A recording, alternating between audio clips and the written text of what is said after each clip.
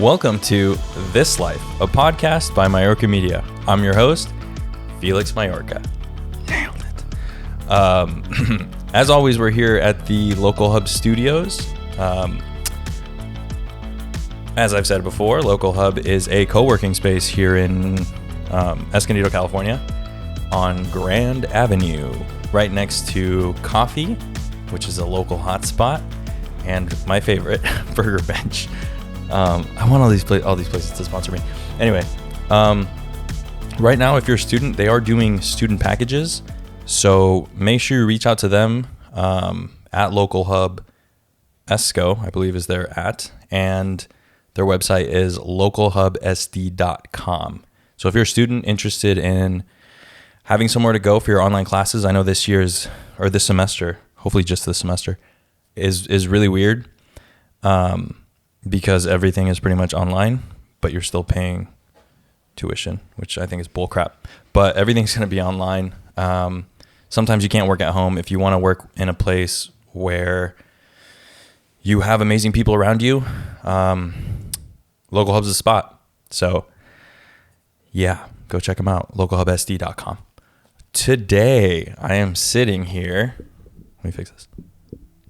I'm sitting with my good friend Francisca Martinez. That's me. Oh, my voice cracked. Francisca Martinez. There it is. That's me. Yeah. Thanks for coming on, dude. Yeah, thank you for inviting me. How do you feel about being in here? I'm excited. You know, we were here about a week or two ago, doing some marketing material for Local Hub. So yes. Definitely agree. Come check it out if you need a place to work or study. So it's good to be back and on your podcast. I'm excited to be one of the first, invitations on here. And I'm always excited to see the good work that you're doing. So thank you for inviting me. Dude, I feel like you should lead this. What the hell? Ask me questions. Today we are sipping on some palomas. That's right. With Terramana tequila and, well, you have a grapefruit jarritos, but I have a mandarin one. Something I like to do for all my guests, obviously I can't pay them, but I'll pay them in drinks. So if they want, I keep talking to the camera, but I'm nervous today. I don't know why. Anyway, I can't pay my guests obviously, but I pay them in drinks if they're alcoholic or non-alcoholic, just as a big thank you for having them come in. So thank you. And after a 9 to 5, the drink is more than enough. So yes. Thank you. Happy hour. Woo. I should have called it that. Dude, this life, like happy hour. Okay. Anyway, how do we know each other? So I think, if I'm correct, we go back to like 7th grade at the Hidden Valley ASB, right? I think that's right. 7th grade, yes. ASB. 7th grade Mr. ASB. Freeland. Oh my. Mr. Freeland. Shout out to Mr. Freeland. Yeah, if you're out there somewhere, I hope you're doing good. So 7th grade ASB, in that awkward time when we're trying to figure out exactly, who we are, our identity, I guess. And I guess that never really changes. But 7th grade ASB. That's deep. So 7th grade ASB, I think I ran for vice president, and I won. And then you ran for president. And I won. I mean, and now we're here. So I guess you can say we're former VP presidents. Yeah, former running mates? Yeah, former running. Well, we weren't running mates. What does that mean? Like, you run together. You do the campaign together. Your running mate was probably Austin. Yeah. Shout out to Austin early. Wow. Wait, no, he was running for president. Oh, that's right. Yeah, and that's right. He was your friend, so I assume he was running mate. But here comes, dude. Here I came. Middle school politics, dude. So crazy. So I don't want this to be all just like a ask and call back or whatever, but you and I spoke. I remember I was having probably one of the largest breakdowns I've ever had because I had just graduated. Actually, before we get into that, I texted you about this before. Did you watch that video? Yes, the WAP. Wow. Do you know what that stands Yeah, for? I do.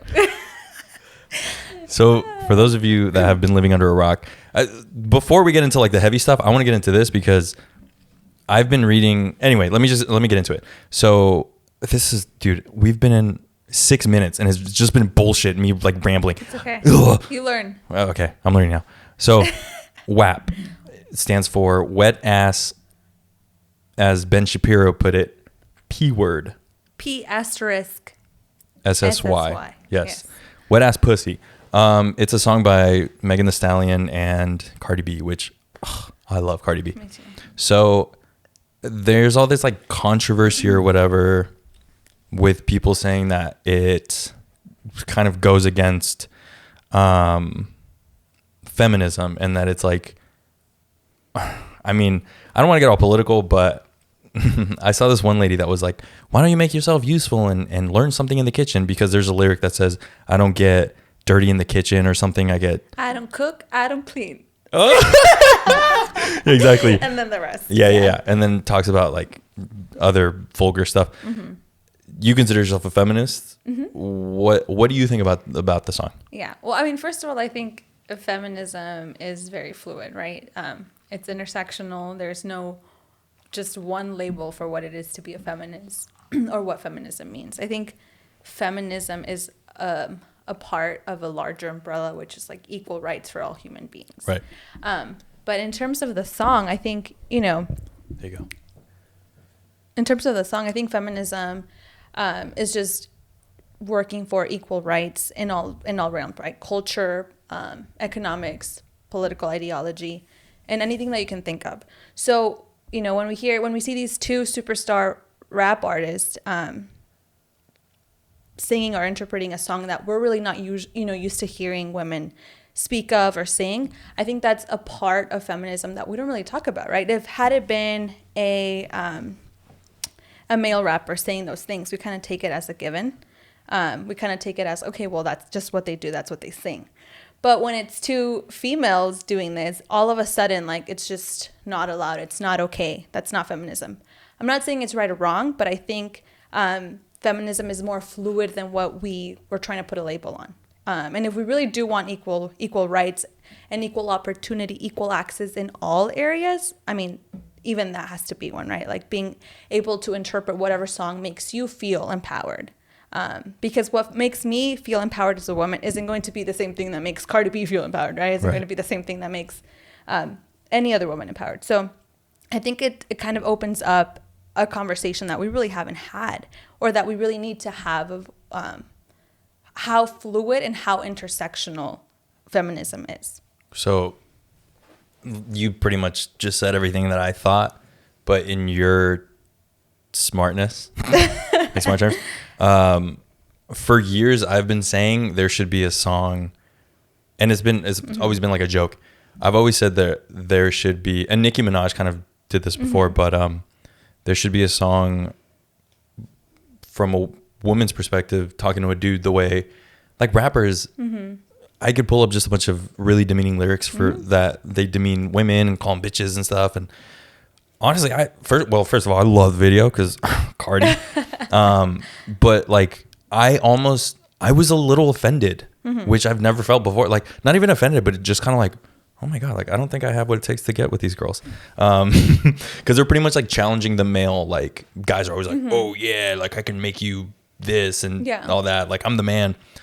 But they were kind of like challenging, like, I mean, you have to listen to the song, but they're pretty much challenging men. Like, you think you can handle this? This is what you need to do. Like, and boy, like, please. Yeah, exactly. And like, yeah, it's a little provocative, but I mean, it's getting people talking and stuff. And I think it's also showing like how some people are still in that old, like that lady that was like, why don't you learn some real lessons, like going in the kitchen? It's like, dude, that's so outdated. Like, we have single dads, we have stay-at-home dads now, which is my goal. Single parent homes and stuff, and guys cook now, all that stuff. So why is this lady still saying, oh, put on clothes and get in the kitchen? Like, I don't know. I think it's kind of unleashed this like dialogue that we haven't had before. I'm sure it's happened with like Anaconda with Nicki Minaj, where she was showing her butt.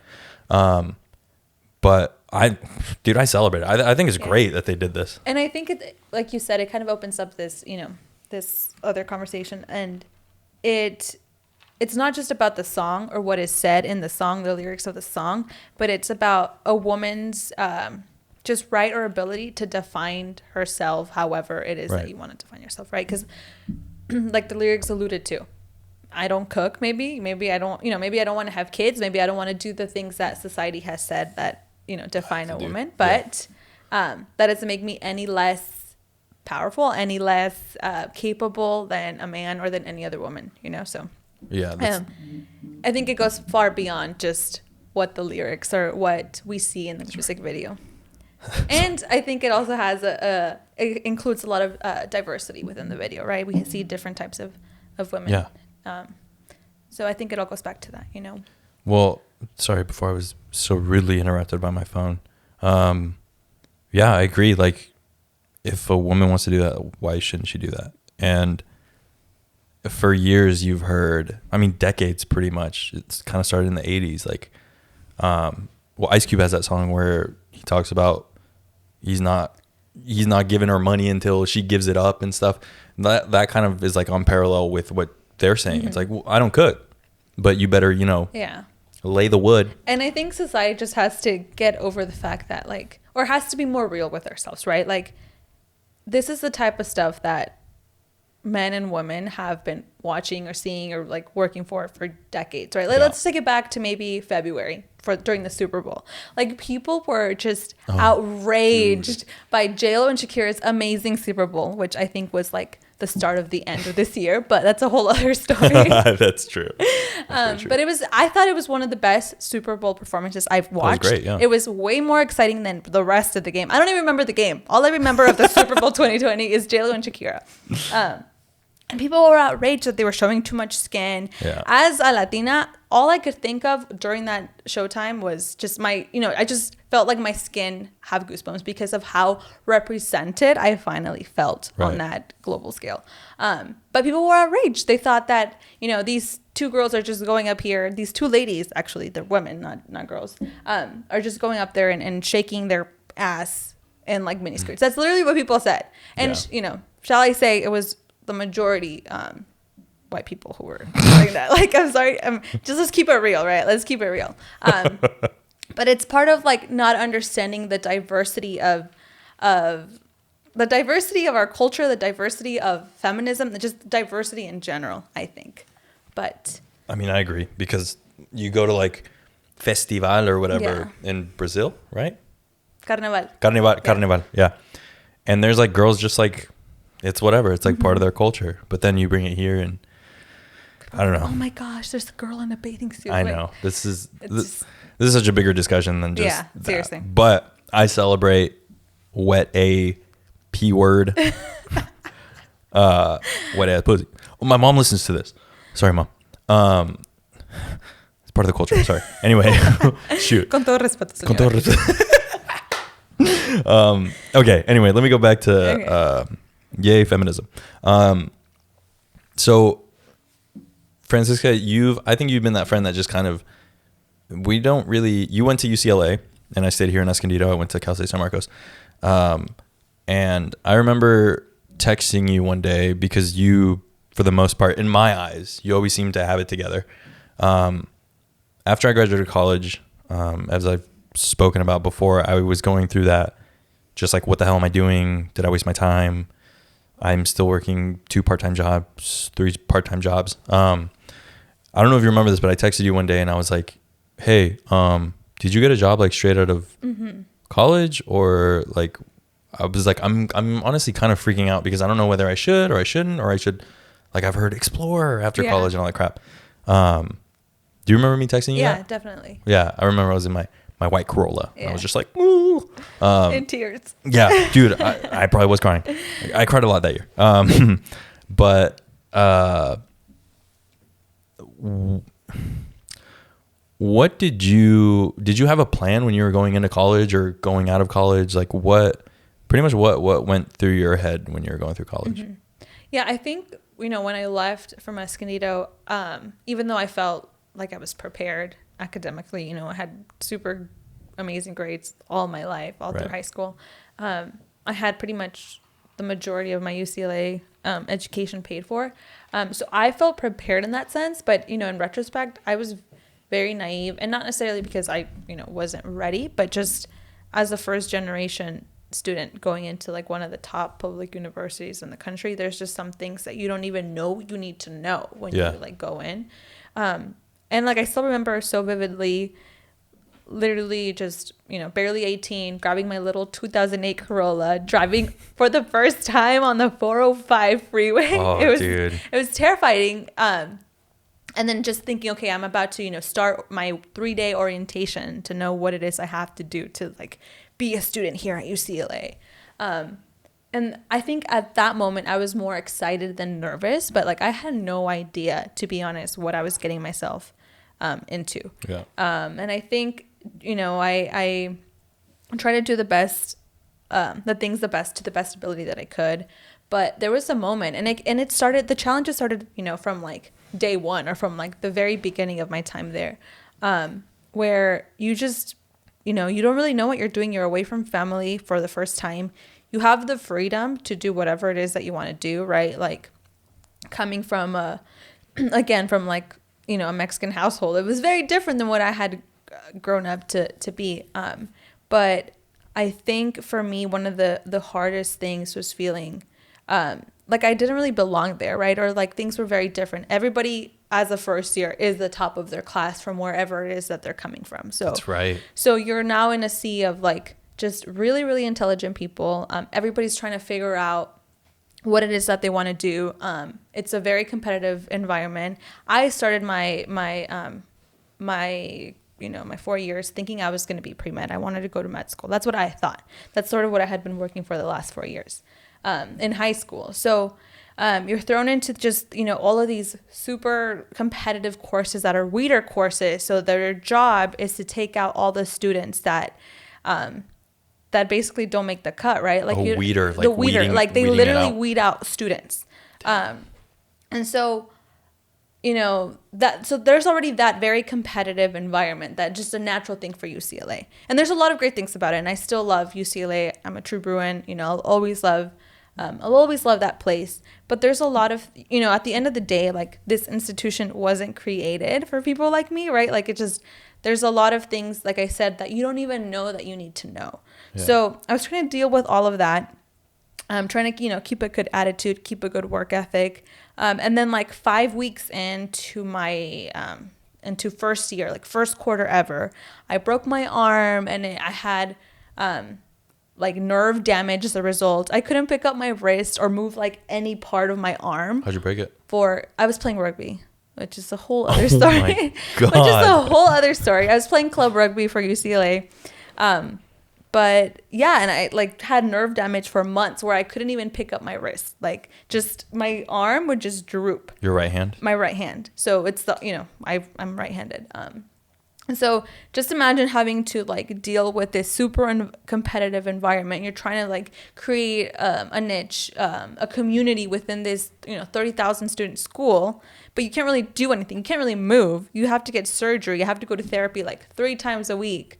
And it was just a really, really hard moment to start off my, you know, undergrad education like that. Was a huge blow.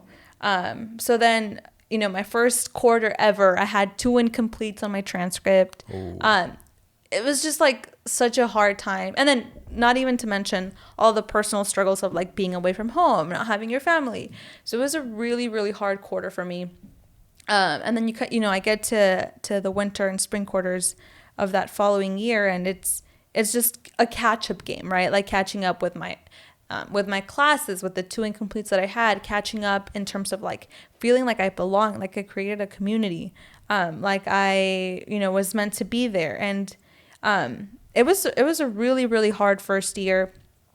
And then, you know, second year came, and I felt it was a little bit of that same like catch-up game of like, okay, what exactly do you want to do? What are you doing, and where do you want to go? And I think what really helped me was just, even during those really, really hard moments, I never fully stopped. Like I always took on opportunities that I thought would be a good fit. You know, I got my first job, my first year, a little bit after the accident, and that sort of, you know, that job led to another job. I started working with students, and then I went on to like government and community relations, and I went on to work, you know, to do some research, do some policy work. And I think little by little, taking those chances that I thought maybe were a little too far-fetched for me, like, you know, maybe thinking that I didn't belong there, but still taking that opportunity, that jump really got me to where I had to be. So there's, I think, a couple timelines. There's the academic timeline of like, what am I doing? I'm falling behind. I'm doing horrible. Like, I don't belong here. This place is just so competitive. But at the same time, I felt like my professional and career timeline never stopped. I kept jumping on opportunities that I thought could be helpful. Right. And I think about the end of my second year, or like the beginning of my third year, I realized that, yes, I was interested in public health. Yes, I wanted to be in that sort of realm. But my strengths were very much more in like the public policy side of it. And so letting go of that, like, you know, goal that I thought that I had for the rest of my life, which was to go to med school, was hard because I felt like I was sort of letting myself down, letting my family down. But I had to realize that my strengths and my purpose really wasn't there. So that's when I found the environmental policy world. And, you know, I started learning about just the preventive side of medicine, right? Like, why do people get sick because they live on this side of the freeway? Or why is this community more susceptible to like horrible air pollution? Why did that happen? Yeah. And what policies got us to that place? So I think that's sort of where I found my passion and my niche.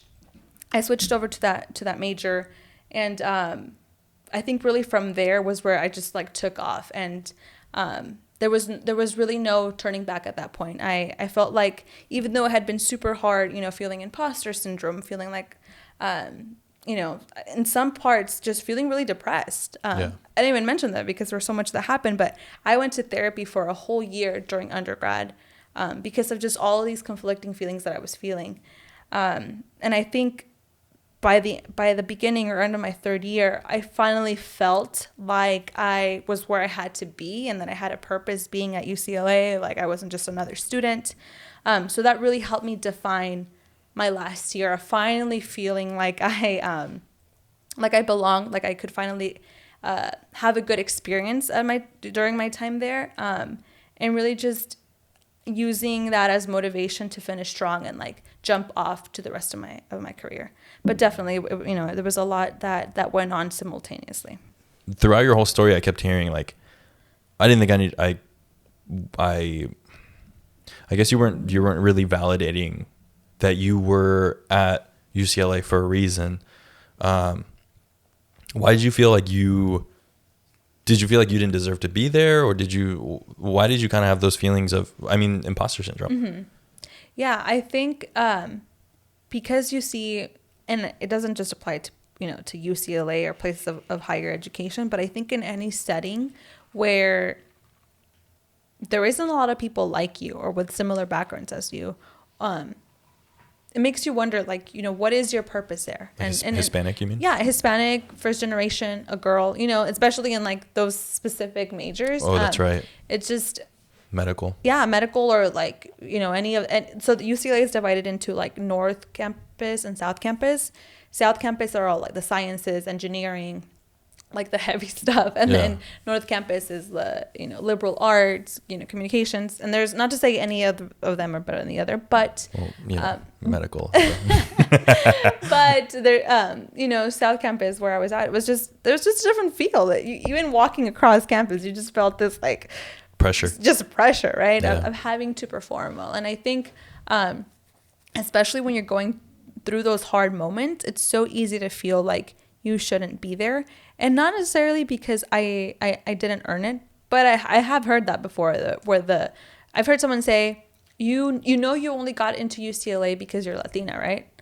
And I never believed that. Said it to you? God, to me, directly to my face. You only got into UCLA because you're Latina. What's their name? I'm not going to mention. Ah, damn it! I almost got you. But thankfully, I never believed that. I never believed that I didn't deserve it. I think what was hard was knowing that these systems were not created to help you succeed. Right. So I felt like I had to go through double the hurdles to do as well as anybody else. And not to victimize myself or say like, I had such a hard life. No. But there was a lot of things that, again, I didn't know I had to know, right? Like how to simple things as like how to talk to your professor because you had this horrible accident and you needed some time extended, right? I didn't know that was a thing. Or like having the support from your parents because they know how it is to navigate through college. Right. So I didn't have those technical things, but I think what really helped me was the cultural capital that we don't talk about, that, especially from Hispanic backgrounds, from Latino backgrounds, we have so much of that. The social capital, the cultural capital of like knowing how to navigate through hard moments. Like our ancestors were created to break those barriers down, Yep. to get through really hard moments, to get to where we had to be. And I think when we break or tap into that power, into that capital, and transform that into useful ways to get, through this society or through this system, that's really what makes a difference in how we, how we get through. Because I never felt like any of the other students was smarter than me. I never thought that. I felt like, simple example, we had this lab exam. We had to get one of those like pipettes and like drop this little drop of specimen into a really thin tube. And there was people in my group that probably had higher grades on paper, but none of them had the confidence to grab that little thing and say, you know what, let me just tap in. Right. And I was like, give me that, like, let me do this. So there's a difference in how I think that difference really made, or I guess that perspective really made a huge difference in how like I faced things throughout college, because I knew that on paper maybe I wasn't like the 4.0 student at UCLA, not even close, but it helped me to not break down in a way or stop or just freeze and say, you know what, I can't do this anymore, let me drop out, like I want to go home. Right. Do you think that attitude has kind of helped you? Because I've never noticed it, that it's a cultural thing, but now that you're saying it, I'm kind of connecting the dots. When I was working at for city government, I was always the guy that was like, okay, let's go. Mm-hmm. This is what we're told to do. Let's do it. But then go above and beyond and do more because we know it needs to be done. And while other people would do what they were told to do and then stopped and just kind of stood around, like, for example, like a big event, and someone would be like, okay, put up these streamers. Mm-hmm. And then they put the streamers up and be like, and just sit there, and I'd be like, okay, what's next? Well, we haven't been told what's next. I'm like, well, there's this box of posters. Let's put those up. Mm-hmm. Oh, are you sure? And then I would be like telling supervisor or like leads mm-hmm. what to do. Have you found that to still be the case? Like still I think you work in a job where you have people who are older than you. Mm-hmm. Have you found that to be the case even with people who? Yeah, 100%. And I think going back to the example you said, I think it goes back to maybe part of that immigrant community or narrative where we create things out of nothing, right? Like our parents, our grandparents, whomever came to this country with nothing, but they've created some sort of stability, some sort of future for the family, right? Las ganas. That's exactly what it is. So yes, totally. And I think to answer your question about my, working where I do now, I work doing climate and environmental policy around that, or around climate and environmental policy. But it's that field is still very much white dominant. And, again, going back to how the movement was created, it was created to protect white suburbs. Like that's literally what it is. And even when you look at the larger scale of things, like, for example, national parks, literally white old men created that concept to get away from the industrial communities that they had created, right? When really, like, there's not really a division between our communities and nature. It's a human-made concept, but that's a whole other story. So I work for former Governor Schwarzenegger for his institute. Are we allowed to say that? I'm allowed to say that, yeah. Okay, all right. Shout out to the Gov. But hold on, before you say yeah. that, your opinions, your things don't reflect on. They don't reflect on him. Yes. I feel like I know, dude. I just don't want you to get canceled. No. We're talking about wet ass pussy before this, and like, no. Go ahead. Opinions are my own. Yes. So hold me accountable. But yeah. So it's the environmental field, and I can say this because it's a fact. I'm not making anything up. The environmental field is still a white dominant field, right? So it's hard when you're trying to protect a world, trying to protect all communities, when the people that are most affected aren't represented at the table. Right. So when I first, I was right out of undergrad when I fortunately found this job. And I think I've mentioned it to you before, where I would, join these meetings or be in these, in these scenarios where I'd be the only person of color, the youngest person, and a lot of times the only female. And in the beginning, especially because, it was my first real full-time job, I felt like my opinions, my input weren't as valuable or weren't as valid as others. Because I was still probably a little bit insecure. I was still learning how to communicate with people, how to navigate, the professional world. Yeah. And you have all these experts and PhDs and lawyers and just people that have been around for decades or for years and are experts in climate work and environmental policy and public health. And I think in the beginning, I really let that paralyze me in some ways. I wasn't, speaking up. Like what if what I say is stupid, or I get looked at, or like what if it doesn't make sense? And then there'd be times where I would think something and then somebody else would say the exact same thing and I'd be like, I should have said it, like in math class. Yeah. You're like, it's 23. Like, and I knew 20. that, Yeah. And so I think I really had to learn that number one, I'm representing a community that doesn't often have a voice at the table. So for me to be quiet is a little selfish, right? Like I have the privilege, because in some ways that is a privilege, to be here and to be speaking with people that make choices. I need to speak up. And two, the ideas, the perspective that I bring is unique. It's there's a lot of, the people in the room don't come from the same background as me. They can just easily oversee things, not because they want to, but because they've never had to experience certain things, right? Discrimination. They've never had to experience living in the situations that a lot of people do. So I really had to learn that. And I think when I found that, when I found my value in the conversation was really when I just became fearless, right? I have something valuable to contribute, and I'm going to say it every time that I think it's needed. So that really transformed the way that I navigated through like the rest of my conversations. And I mean, I'm still learning. I'm still, I'm like I'm a little bit under 3 years in the like young professional world, or the professional world. And it's a learning process. You never stop. You always find new ways to be better and to be a better advocate for what's right. But I think just really becoming fearless in that has really been the number one like motivator and getting stuff done, I guess. So I want to go back to college. Shout out to you for on your third year figuring out. Finally. Oh, this is what, dude, 4.5 years. Mm-hmm. And then on my two months before I was supposed to graduate, I was like, oh, I don't want to be a teacher anymore. But then I was like, well, I'm about to graduate. So, but anyway, that's beside the fact, beside the point. You said you got hit with that wave of depression. Why? What was it like? How did you cope with it? You told me also you went to, you reached out to me, or I reached out to you. I don't remember, but about therapy when I first started going, and that's when still I was kind of like scared and like I felt not. And I hate saying the whole like, oh, there's a stigma, because it's so overused, but you just kind of feel like you're doing something wrong. Like you're different, which is why I started this podcast. We're not all that different. So kind of take me through how it started and when you actually found out that you needed help and how that whole process went.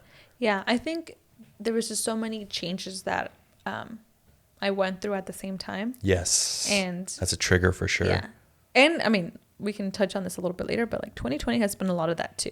Yeah. But let's go back to the college time, right? So if a lot of you are feeling this way right now, Yeah. don't worry about it, because a bunch of other people, not me, but I'm just so mean. No, a lot of people have been feeling this, but definitely. Go ahead. But yeah, going back to my undergrad years, I think there was just so many changes that happened at the same time. You know, new city, new school, new period in life, right? Starting college is a big deal. Being away from my family for the first time, so being completely on my own, learning what philosophy of life I wanted for my own, not my family's, not my parents, but what did I actually believe and why I believed it. And then of course, you know, having that injury and just not being able to play sports or, you know, perform well. Basically, my whole identity was just shaken, right? Yeah. Because I always considered myself a pretty active, athletic. But you were an athlete throughout my whole life. Yeah. As a kid. Yeah, as a kid, you know, in high school.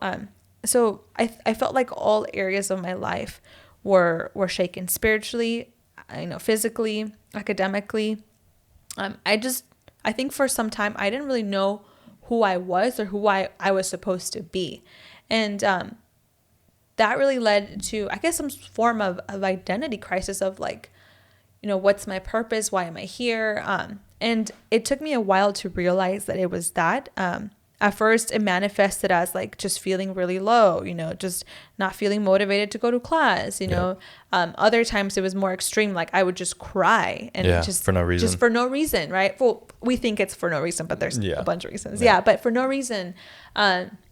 I just felt like I couldn't do, or I didn't want to do the things that I thought used to make me happy, and just started going through the motions, feeling like it really wasn't my life.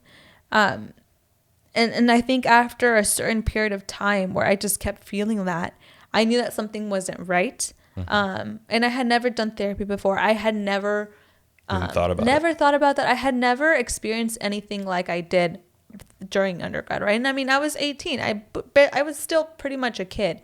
And not having like my family, parents there just made it a lot harder. But in some ways, I also felt like that enabled me to reflect and really think like, what is it that I'm actually feeling and why do I feel this? So, you know, we always hear about like all the resources that we have on campus, you know, there's counseling, there's this, there's that, blah, blah, blah. And I think after some time, I kind of thought, okay, well, I'm obviously feeling really depressed all the time. I'm not performing well in school. I'm just feeling sad. I don't really find joy in the things that I used to find joy. Some things are better than others. You know, sometimes are better than others. There's days where I feel okay and I can still be with my friends. But at the end of the day, there's this just feeling of discontent, right? I don't feel complete. Like emptiness, right? Like, what's wrong with me? Like, why do I feel this way? I had a great day, but I feel like shit. Yeah, I feel, so there's this term that my cousin and I created.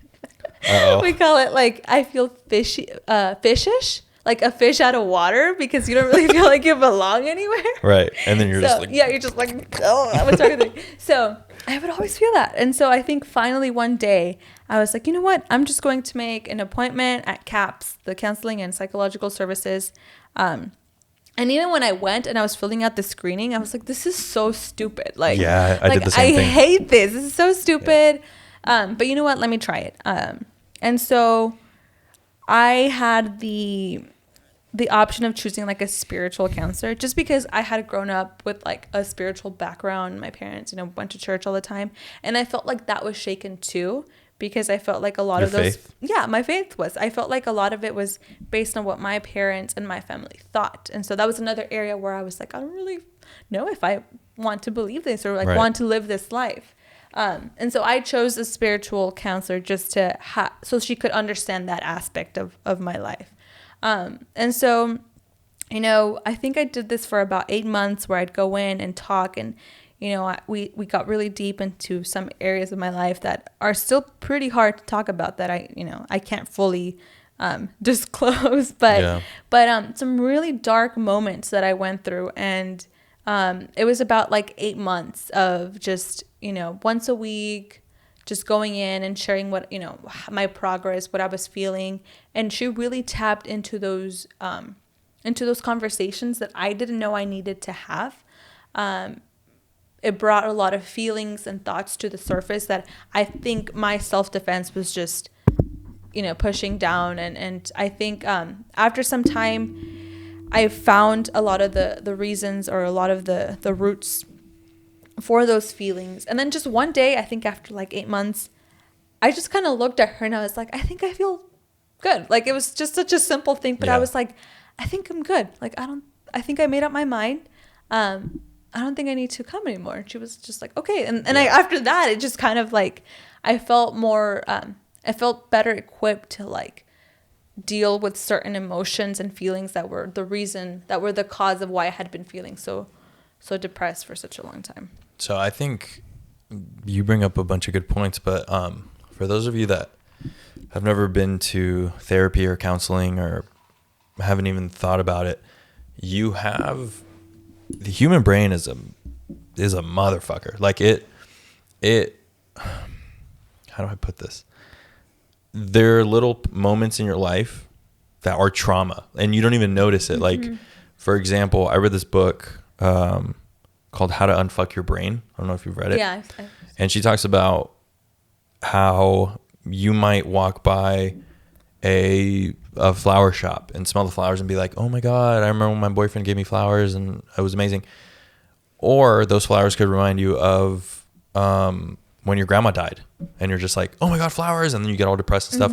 That's pretty much the same thing. Like, you don't really think about it because it's not on your mind at the moment. But then when you start going to therapy, it's kind of like you're like an onion and then you start peeling the things back and you're like, well, when I go to this class, I feel really sad. And it's like, well, why? And then you start really getting to the root of everything because humans are complicated. We all go through many different things. But what you were describing is the same thing as what happened to me. I went to therapy at school and the little thing that they like give you is it's so severe that you're just like, I don't need this. And it almost even makes you want to like give them the paper and be like, I don't need therapy. Bye. Yeah. Like it asks you like, have you ever, did you feel like killing yourself this morning? Yeah, exactly. And it was like not this morning, 2 years ago maybe, but that doesn't apply to me anymore. And then you just kind of keep going. But that's the stuff you uncover in therapy where it's just like random things. And then you think, oh my God, maybe I'm not getting along with this person because they're like my dad, and my dad, I never got along with him. And then you just keep peeling and peeling and peeling and peeling. Did you kind of find that correlation with maybe something in your childhood at UCLA, or did it start with the changes? Because it seems like your whole childhood, and this happens to a lot of us, you were molded a certain way. And then you were like, this is the way because it's the way. You don't know why, but it is. And then once you start kind of cracking that mold, you're like, this is uncomfortable. And then the mold keeps cracking and then it breaks and you're like, what the fuck am I doing? Like, how did that go for you? Yeah, I think that's exactly what happened. I was a really good kid, all throughout from goody good. Pretty much, right? Yep. Except for being a little brat sometimes. But in general. I was a brat once. But in general, I was a really good kid, had perfect grades, never did really anything rebellious. You drink in high school? No, I don't even think I did that. Like, it just was a good kid, and not even because I was afraid, but that's just who I was. Like, I felt like to me, I knew high school was temporary. Like, my vision was always in, what am I going to do after this? And I think in many ways that was very helpful. Was super busy, just in sports, doing well academically. But I think because I had created this just mold of, or idea of how things were supposed to be, when I got to college and all of that was shattered, like, I was making decisions, and I made many decisions that were so harmful to me. Right. That were just bad, that made myself ashamed. I didn't even know who I was. Like, I just made myself so ashamed of who I was. And then, like I said, all the other challenges that were happening at the same time completely felt like my world was shattered. Like, I didn't. Shitstorm. Yeah. Like, it was horrible. And so, super uncomfortable. There was things that till this day I can't even open up to my family about, which was hard because they were, always like my first resource. Dealing drugs and killing people and stuff. Horrible stuff, pretty much. Yeah. What? It was a joke. But it just really, really dark moment. It just moves on. Yeah. Like, okay. I'm like, okay, let's move on. I'm just kidding. It is. Yeah. Anyway. But just, okay. Like I said, all opinions are my own. Hold me accountable. This isn't Arnold. Yeah. But yeah, so definitely felt like all of that was shattered. So it took a while to redefine who I was, and it wasn't perfect, but it's important to like get in touch with your challenges to know how to somewhat address them and like move on to the next phase of healing. What was at that time, what was your mindset like? Because I had a podcast, the one that you haven't listened to yet. Mm-hmm. Thanks for the support.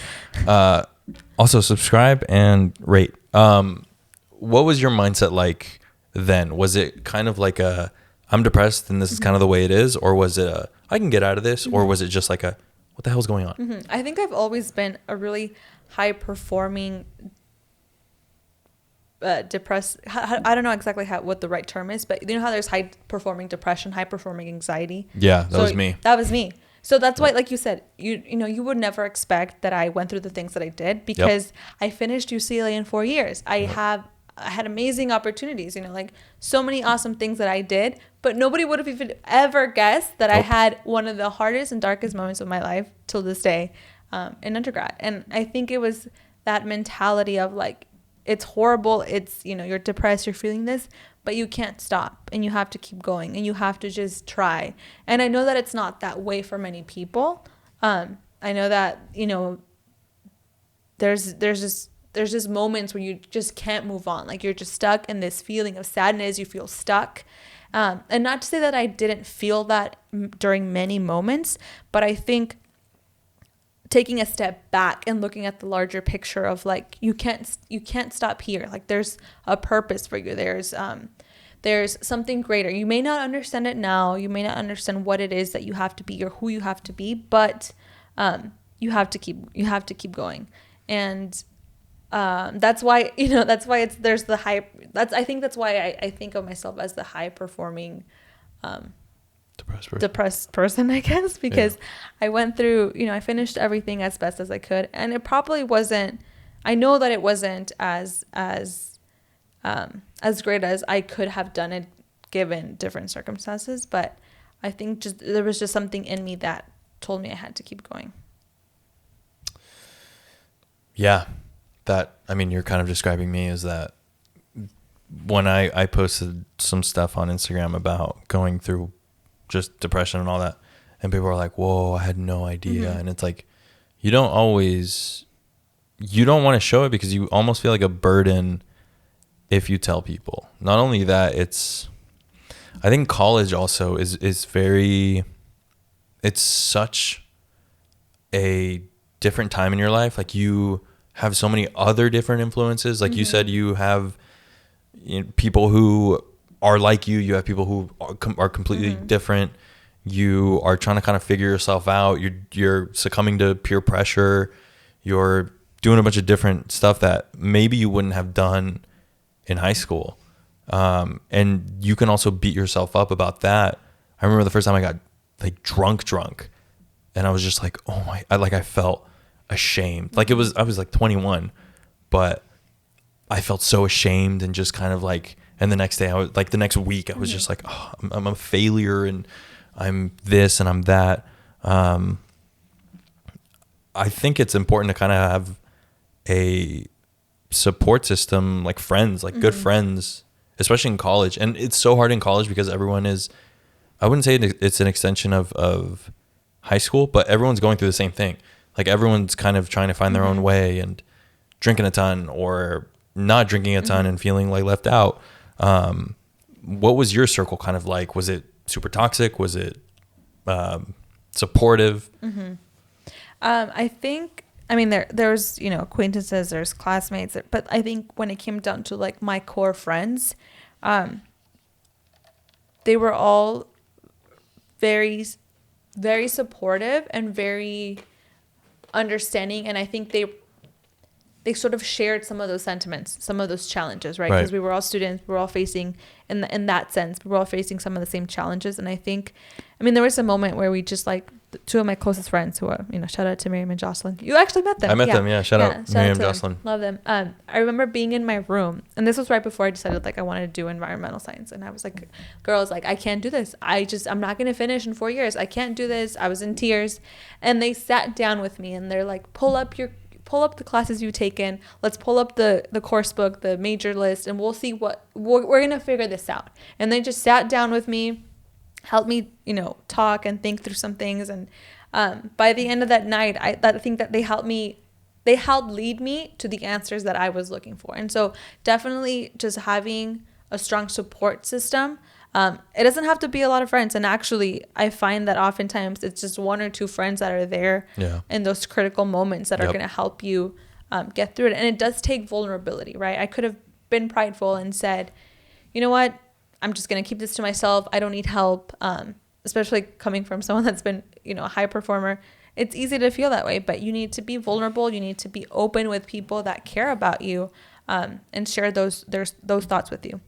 But yeah. Did you ever have an anxiety attack? Totally. I didn't even know they were anxiety attacks. Yeah. You know? Yep. I probably had a couple before I realized, oh yeah, this is definitely an anxiety attack. What were yours and like? I still do sometimes, to be honest. Really? Yeah, I just felt I couldn't focus on anything else. I couldn't think. I felt this, like, I think it was a mix of like depression, anxiety, just deep sadness, but didn't feel like I belonged anywhere. I didn't know where I needed to be, but I felt like where I currently was not the place. So you know, walks are helpful, but I just felt like I didn't know anything about myself. I didn't know what I needed at the moment. And there were certain people, certain things that I would reach out to, hoping to fill that sort of void or that angst. But at the end of the day, you know, it is within yourself to try to figure that out. So I don't know if, you know, we want to tap into this, but I was going to say, I don't want it to seem like it was just that period during undergrad when you're young, you're trying to figure out.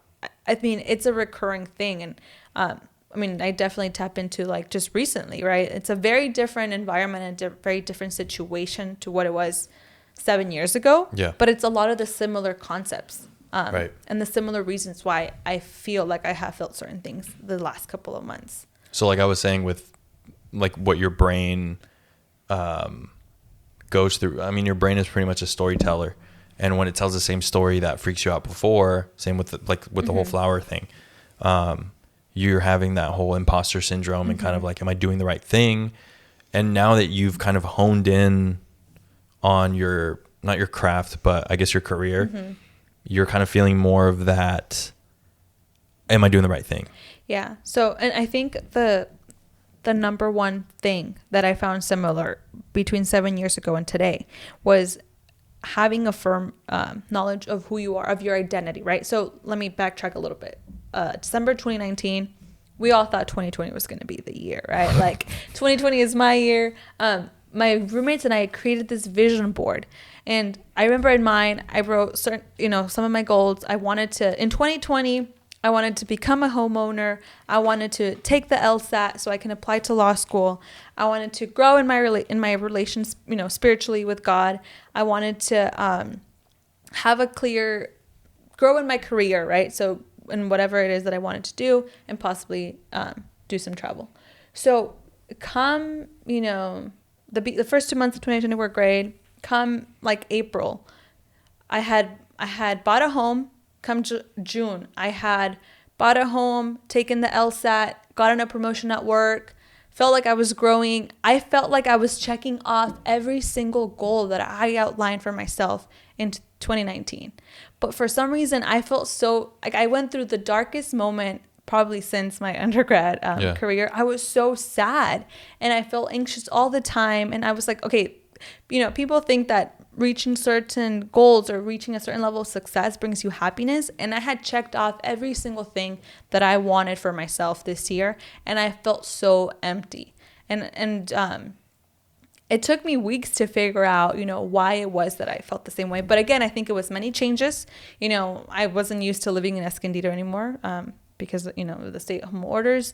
I wasn't used to being on my own. I wasn't used to working at home. So it came back to like my identity. Who is it? Who am I? Right? Like, not what am I, what career, right? It's not what promotion I got, or like what assets I have. It's not if I'm a homeowner. It's not if I'm going to become a lawyer. It's not that. It's who am I right now, and what are the core qualities that make me happy. And I really had to revisit that. And I mean, I'm thankful that I've had that I feel like I've grown enough to be able to address those things and bring those feelings to the surface. But it's just to say that, like, we really have to be conscious of the feelings we're having and of who we want ourselves to be. Because it never, these feelings never fully go away. You just learn to better address them, I think. Yeah. Or hopefully learn to better address them. Yeah, that's crazy. My ex-girlfriend. Shout out to his ex-girlfriend. Shout out to her, man. She was a real one. I'm just kidding. I don't know. No, she was very supportive. Yeah. She was very awesome.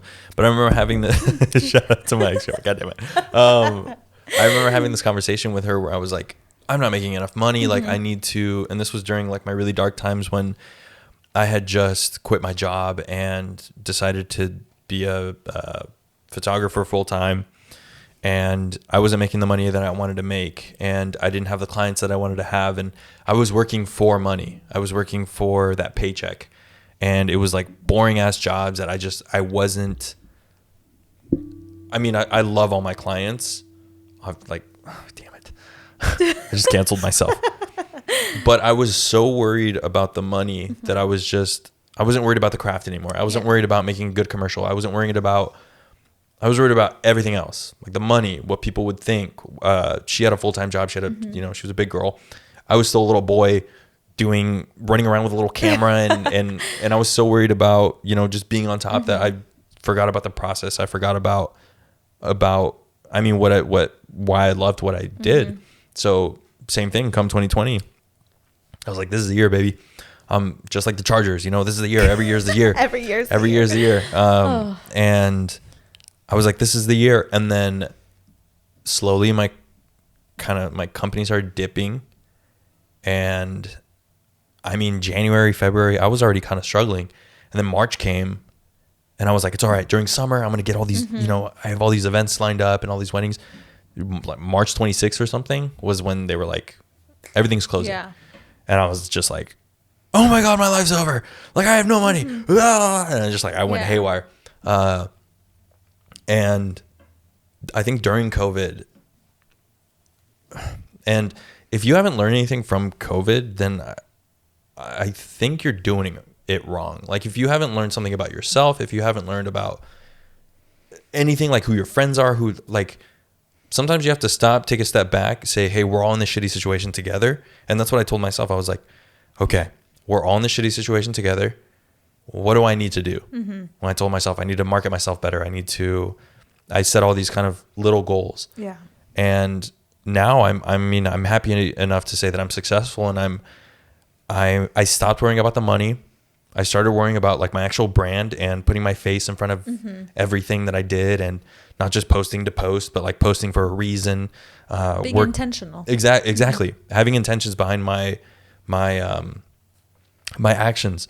And I mean, the people that I've worked with now are incredible, and I enjoy my job so much more. And it was all because of just my mindset of I'm doing this. I love my job. And I told you earlier, I was like, I love what I do. And obviously I love all my clients. And I back then I loved all my clients too.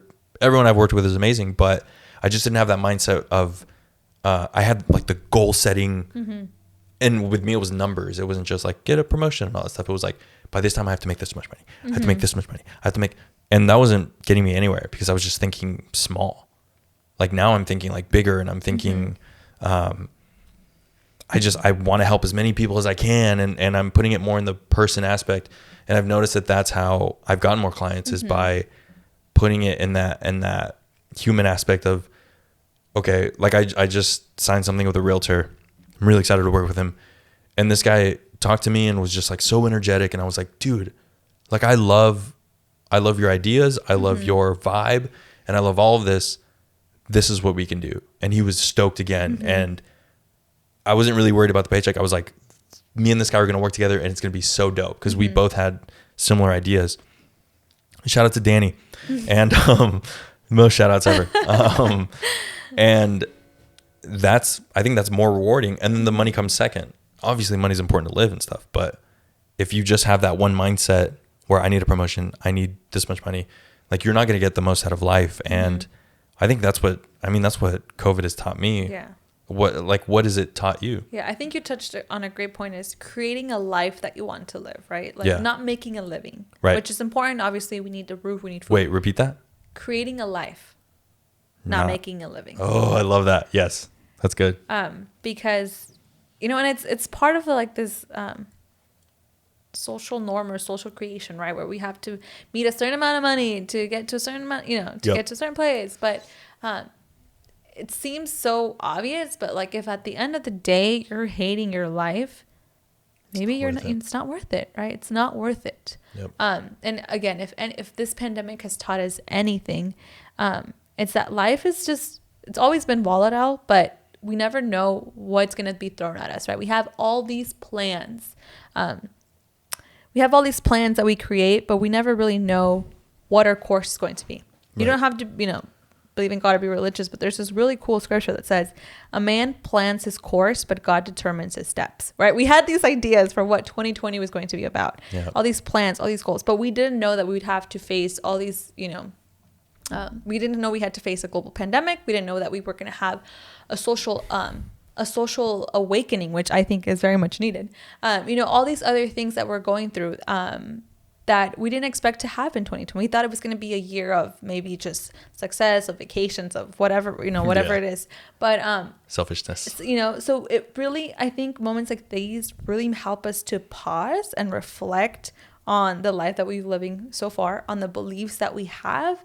And it's a moment of redefining, if you need to, or reflecting on what you want the rest of your 4 months to be, right? I'm a huge believer in mid-year resolutions, and even last trimester resolutions if you need it, right? But in June, I always like to reassess the last 6 months, think of how I've lived them, what goals I've met, and how I want to finish the rest of the year.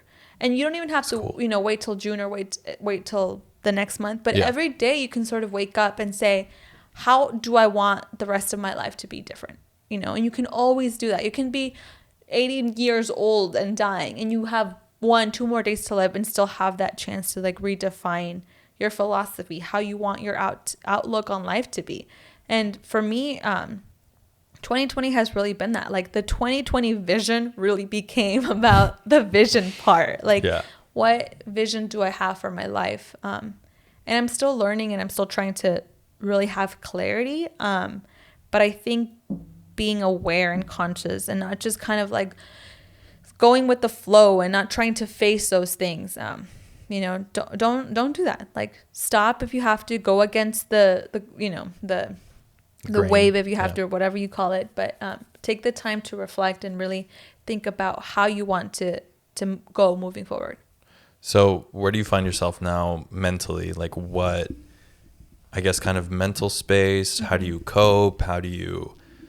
Do you still go to therapy? What are you doing kind of for yourself, and I think we'll wrap it up here, but what are you doing for yourself to be the best Francisca you can be? I think it's really important to know what your needs are, right? Because we've shared about our own experiences and what has helped us, and hopefully that helps a lot of people. But there's going to be people that have very different needs, that maybe therapy may or may not work for them.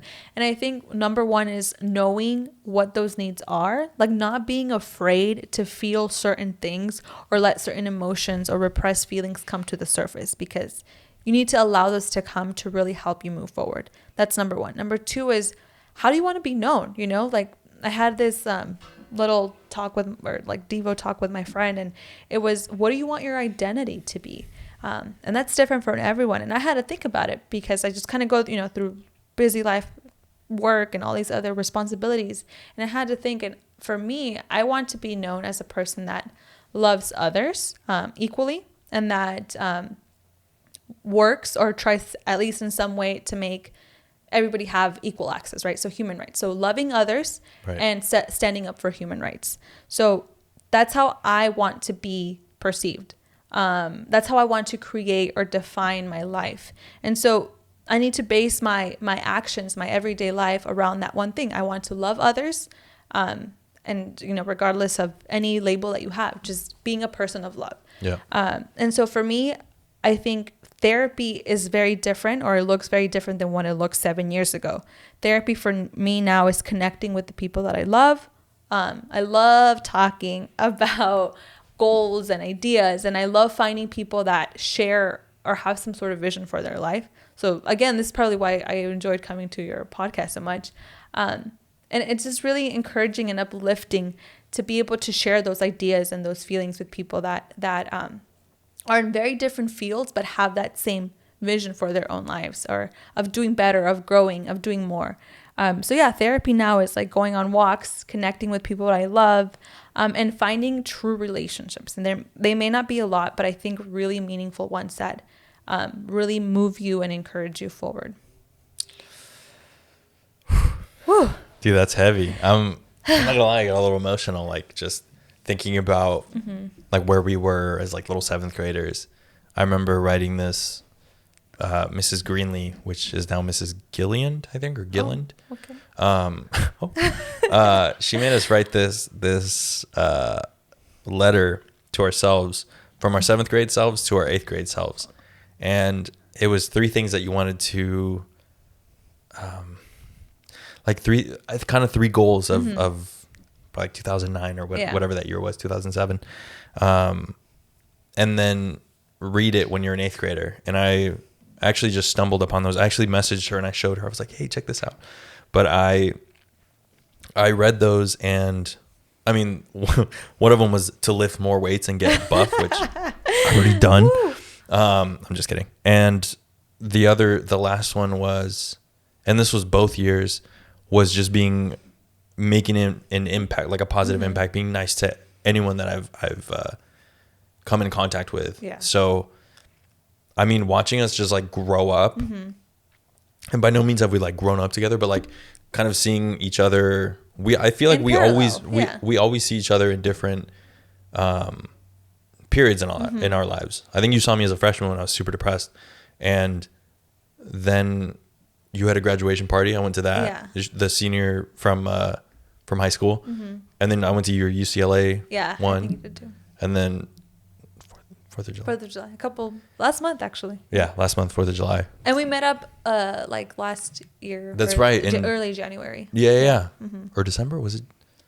Who knows? Yeah. Anyway, it doesn't matter. Yeah, man. I personally want to thank you for being here, and I want to thank you for just being in my life. And I think these are the kinds of friends you need. And I'm going to do a podcast on friends, because I've had terrible friends. I've had amazing friends. I've had friends that are just okay. And I've had friends that I need to check up on all the time. And I have friends that always check up on me. And like, I have friends like you that we just, whenever we see each other, it's like, what are you up to? This amazing. Yeah. What's next for the future? And what's this? What's that? So, I mean, thank you for being here. And I hope everyone learned something from this. Yeah. Thank you for inviting me again. And I'd love to see, like you said, that doesn't necessarily mean that we were, BFFs and like in contact 24/7 all throughout, but I just love to see people growing, right? People that we grew up with, people from our high school or hometown. I love to see them being successful and just working hard toward their goals. And I think we need a lot more of that, right? We need to build that community, get rid of all the, if any, jealousy or bad competition that can Famine be around, thinking. we're in this together, right? We've experienced very similar challenges. And like you said, you never really know what people are going through.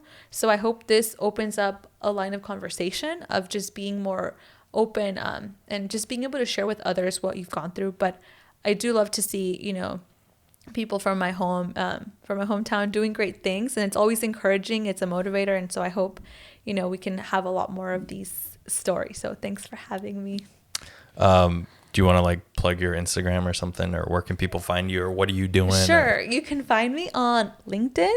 Oh, grow that network, girl. You can find me on LinkedIn, Francisca Martinez. You can find me on Instagram at cheska.m. You know, I actually changed my Instagram name because I think you told me it sounded like Cheese Cam or something like that. I don't know if I remember this. Really? Was that I don't know if it that was sounds you. like some dumb shit I'd say. Cheese Cam, maybe. I think it was you. Because it was like Cheska M, so I had to put the period in between. So it's at Cheska. Such a hater, dude. I'm sorry. But yeah, you know, or just, yeah, LinkedIn, Instagram, whatever it is. If, you know, there's anyone out there that, you know, would like to further connect, I'm happy to always share some of my experiences and be a connector in any way. Hell yeah. As always, follow me at Mayorca Media if you have any questions, comments, or concerns. I don't know why you would have concerns. I hope you don't. But follow me at Mayorca Media on Instagram. I'm trying to build my Twitter, mayorcamedia.com. Please make sure you subscribe. Is that what you call it on Apple Podcasts? Yes. Subscribe. Leave a review. 5 stars only. If you leave a cool review, I might even read it on here, and you'll get some clout Definitely. or something. So thank you for joining us. Be safe, and I will see you on the next one. Woo.